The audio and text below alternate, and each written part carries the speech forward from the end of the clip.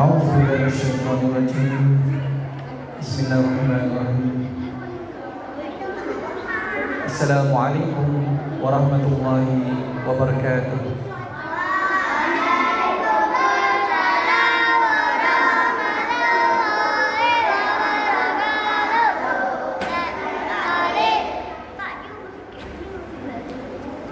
إن الحمد لله نحمده ونستعينه ونستهديه ونستغفره ونعوذ بالله من شرور أنفسنا ومن سيئات أعمالنا من يهده الله فلا مضل له ومن يضلل فلا هادي له وأشهد أن لا إله إلا الله وحده لا شريك له وأن محمدا عبده ورسوله أما بعد Rabbi yassir wa la tu'assir wa tammim bi khairi ya karim wa ba'd. Alhamdulillah, namanya kita merafa'kan syukur kita kepada Allah Subhanahu wa taala. Kerana dengan rahmat dan juga limpah kurnia-Nya, Allah Subhanahu wa taala beri kepada kita kesempatan dan juga ruang waktu untuk kita dapat terus hidup dan bernafas sehinggalah kita sampai pada hari Jumaat, hari yang penuh dengan barakah, dan mudah-mudahan Allah Subhanahu wa taala menerima setiap amalan dan tindakan kita menuju kepada redha Allah Subhanahu wa taala. Jadi pelajar-pelajar yang dikasihi dan dirahmati oleh Allah Subhanahu wa taala, sebelum kita nak mulakan bacaan masurat, ustaz nak berkongsi satu kisah yang ringkas. Satu kisah yang pendek tetapi sangat memberi pengajaran kepada kita sebagai seorang muslim. Kisah ini berlaku di antara zaman Nabi Allah Saleh AS sehinggalah zaman Nabi Ibrahim AS. Ada seorang Nabi yang diutuskan oleh Allah. Nabi ini hidup di antara zaman Nabi Saleh sehingga zaman Nabi Ibrahim. Nabi ini tidak termasuk di dalam senarai 25 Rasul. Nabi ini namanya Nabi Allah Uzair AS. Macam mana cerita dia bermula? Minta ambil perhatian semua, dengar je elok. Nabi Allah Uzair AS ini seorang Nabi yang diutuskan, tetapi dia bukanlah seorang Rasul. Ada beza di antara Nabi dan Rasul. Rasul seorang lelaki yang diutuskan oleh Allah, terima wahyu daripada Allah dan wajib sampaikan wahyu tersebut kepada orang lain. Sedangkan Nabi seorang lelaki yang diutuskan oleh Allah, terima wahyu tetapi dia tak wajib sampaikan kepada orang lain. Ya? Itu beza Nabi dan Rasul. Sebab itu Nabi Uzair dia tidak ada pengikut. Dia tidak ada umat. Nabi Allah Adam AS ada pengikut dia. Nabi Allah Musa AS ada umatnya. Nabi Allah Muhammad Rasulullah SAW pengikutnya adalah pengikut yang paling ramai. Daripada zaman Nabi hidup sehinggalah kita sekarang ni, sehinggalah manusia yang terakhir pada hari kiamat, itulah pengikut Nabi. Maknanya pengikut Nabi sangat ramai. Tetapi Nabi Uzair tidak ada pengikut. Sebab apa? Sebab wahyu yang Allah turun pada dia hanya guna untuk diri dia sahaja, untuk manfaat diri dia saja. Jadi cerita dia macam gini, pelajar-pelajar sekalian. Satu hari Nabi Uzair ni dia berjalan, dia naik di atas keldai, himar, keldai. Sebab apa dia berjalan? Sebab dia nak mengambil ibrah, ambil perhatian, ambil pengajaran, tengok alam sekeliling, tengok alam sekitar, alam semesta, apa pengajaran yang dia boleh dapat daripada alam ini. Itu Nabi Uzair. Dia suka berjalan, suka mengembara. Ya? Satu hari dia berjalan, sampailah dia di satu kota. Sampai pintu gerbang, dia masuk dalam kota tu. Dia tengok rumah-rumah, bangunan-bangunan semuanya hancur. Semuanya musnah. Bila dia masuk dalam satu rumah tu, dia tengok ada tulang belulang. Maknanya ada orang yang pernah tinggal dalam tu. Tetapi semuanya telah hancur, semuanya telah mati. Rupa-rupanya kota tu dah pernah kena serang dengan satu tentera. Ya? Satu gerombolan tentera, dia serang kota tu, dia hancurkan kota tu, dia bakar rumah orang, dia bunuh orang yang ada dalam kota tu, semuanya mati. Sebab tu bila Nabi Allah Uzair ni berjalan, tengok banyak tulang-tulang yang berserakan. Ya. Rumah-rumah semua hancur, tak ada atap, tak ada dinding, tak ada pintu, semuanya berdebu. Ya. Macam kota ataupun bandar hantu. Siapa pernah tengok cerita cowboy? Kalau cerita cowboy ni, ya, bila tengok cowboy ni, dia akan masuk satu bandar, tiba-tiba tak ada orang. Macam itulah ibarat dia. Jadi Nabi Allah Uzair berjalan sampai di hujung kota tu. Masa itulah Nabi Allah Uzair ni, dia berfikir dalam hati dia, Masya Allah, tengoklah manusia-manusia ni semuanya hancur, semuanya tinggal tulang.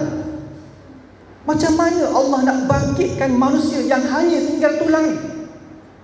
Bolehkah Allah nak hidupkan orang yang dah tinggal tulang? Maksud tu Nabi Uzair dia tengah fikir. Lepas tu Nabi Allah Uzair dia pun berjalan, tinggalkan kota tadi. Berjalan, naik atas kedai tadi lah. Kemudian dia pun letih.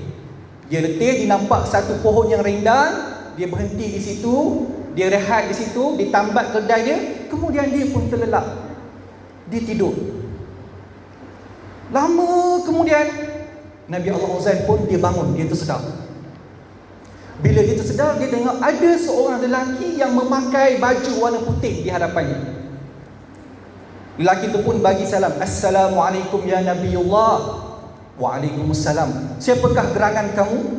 Aku ialah malaikat yang diutuskan oleh Allah, jawab lelaki yang berpakaian baju putih tersebut. Kemudian Nabi Uzair tanya, apa urusan kamu? Kemudian malaikat itu pun tanya kepada Nabi Uzair, wahai Uzair, aku diutuskan oleh Allah untuk nak tanya kamu soalan. Uzair pun jawab, apa soalan dia? Soalan dia, berapa lama kamu tidur? Kamu tidur tadi kan? Ya, saya tidur. Berapa lama kamu tidur? Agak-agak setengah hari agaknya. Agak-agak sehari.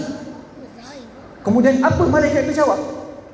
Malaikat itu kata, la, bukan. Labista yauman qala bal labista mi'ata am. Wahai Nabi Allah Uzair, kamu dah tidur 100 tahun. 100 tahun kamu dah tidur. Fanzur ila ta'amik. Wahai Nabi Allah Uzair, cuba kamu tengok makanan di sebelah kamu.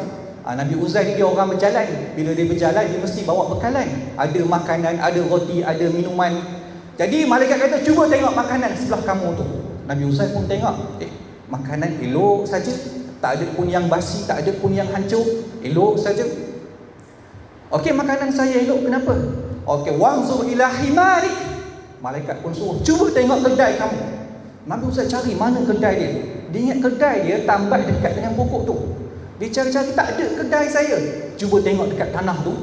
Bila dia tengok dekat tanah tu, rupanya tulang je tinggal. Tulang rangka, tulang belulang sahaja yang tinggal. Inilah kedai saya. Nah, inilah bukti bahawa kamu telah tidur lebih 100 tahun. Kemudian malaikat tanya, sebelum ni kamu pernah mempersoalkan, macam mana Allah nak hidupkan orang yang telah mati? Hari ni Allah nak tunjuk kepada kamu, cuba kamu tengok kedai kamu, wanzur ila himarik walinaj'alaka ayatan linnas. Hari ini kami akan tunjukkan bukti kekuasaan kami bahawa Allah mampu menghidupkan sesuatu yang telah mati. Allah mampu menghidupkan sesuatu yang telah hancur. Uzair pun tengok kedai dia. Wanzur ilal izam kaifa nunshizuha thumma naksuha lahma. Kamu tengok tulang belulang yang hancur ini. Nabi Uzair pun tengok tulang tu. Kemudian tulang tu dia bergerak. Bergerak sendiri, berkumpul, kemudian jadi rangka, ada yang belah ekor, ada yang tengkorak, jadi kepala, yang belah lehernya. Tulang tu dikumpul sendiri, bergerak sendiri. Kaifa nunshizuha, bagaimana kami kumpulkan tulang itu, kemudian kami selimutkan tulang itu dengan daging-daging. Daripada tulang yang bergerak tu tiba-tiba timbul daging, dan daging itu kemudian dia menutupi tulang tersebut. Wanzur ilal izam kaifa nunshizuha thumma naksuha lahma. Ya, kemudian daripada daging itu kemudian jadilah ada bulu, sehinggalah kedai yang tinggal tulang sebelum ini Allah hidupkan dia sempurna macam kedai yang ditunggang sebelum ini. Itulah bukti bahawa Allah mampu menghidupkan sesuatu yang telah mati. Masa itulah Nabi Uzair dia percaya dan yakin bahawa inilah kekuasaan Allah. Tak mustahil bagi Allah nak menghidupkan yang mati. Hari ni cubalah kita pergi kubur, dekat kubur atuk kita, nenek kita. Kita korek-korek apa yang tinggal dekat tanah? Yang tinggal hanya tulang. Dari segi adat kita, akal kita, logik kita, adakah tulang tu mampu dihidupkan oleh Allah? Tak mampu. Ya? Macam mana tulang, ya? Tulang-tulang itu yang tinggal hanya tulang boleh Allah jadikan, boleh Allah hidupkan pada hari kiamat. Tetapi Allah sebut idza bu'thira ma fil qubur, pada hari kiamat nanti akan dibangkitkan semua manusia, ya, daripada kubur masing-masing. Daripada kita ni yang hanya tinggal tulang, Allah boleh bangkitkan, Allah boleh hidupkan, kemudian kita sama-sama menuju ke padang mahsyar. Mustahil tak bagi Allah? Mustahil tak bagi Allah untuk hidupkan kita semula? Tak mustahil, ya? Tak mustahil bagi Allah. Sebab itulah kita ni, pelajar-pelajar sekalian, kita berdoalah kepada Allah supaya Allah matikan kita dalam keadaan yang baik, ya, dalam keadaan husnul khatimah. Baru ni viral dalam Facebook, pernah tengok tak? Seorang khatib yang tengah baca khutbah, sedang baca khutbah pada hari Jumaat, tiba-tiba dia meninggal di atas mimbar. Subhanallah. Khatib kenal tak khatib? Khatib ni orang yang baca khutbah semasa hari Jumaat. Pergi tak sembahyang Jumaat? Kan kalau pergi sembahyang Jumaat ada orang yang baca khutbah, betul? Jadi video ni, ya, berlaku di Kedah. Tengah-tengah baca khutbah, ittaqullaha haqqa tuqatih, wahai orang yang beriman, bertakwalah kamu kepada Allah. Tengah pegang tongkat tu, tiba-tiba je dia tarik nafas dia, tongkat dia jatuh. Tongkat dia jatuh dekat tangga tu, kemudian dia pun berdegung. Jemaah yang tengok ni semua, Allahu Akbar, Allahu Akbar, semua tergamam, terkejut apa yang berlaku. Kemudian adalah 4-5 orang pergi tengok. Ada doktor, kebetulan situ ada seorang doktor yang bersemayang Jumaat di situ. Dia pun cek tangan tu, doktor berkata, inna lillahi wa inna ilaihi raji'un, khatib ini telah meninggal. Masya Allah. Inilah semulia-mulia kematian. Kematian yang dicemburui oleh orang yang beriman. Rupanya bila orang sedikit-sedikit orang kaji, rupanya khatib tadi, imam tadi, seorang yang sangat baik, yang dihormati oleh masyarakat. Dulu dia bekas guru, dan ramai anak-anak muridnya dia hormat kepada gurunya, sayang kepada gurunya. Memang orang yang sangat baik, orang yang sentiasa berdakwah, ajak bertaubat, bertakwa kepada Allah. Rupanya orang yang baik ini Allah matikan dia dalam keadaan yang baik. Ini nikmat Allah yang tidak terhingga.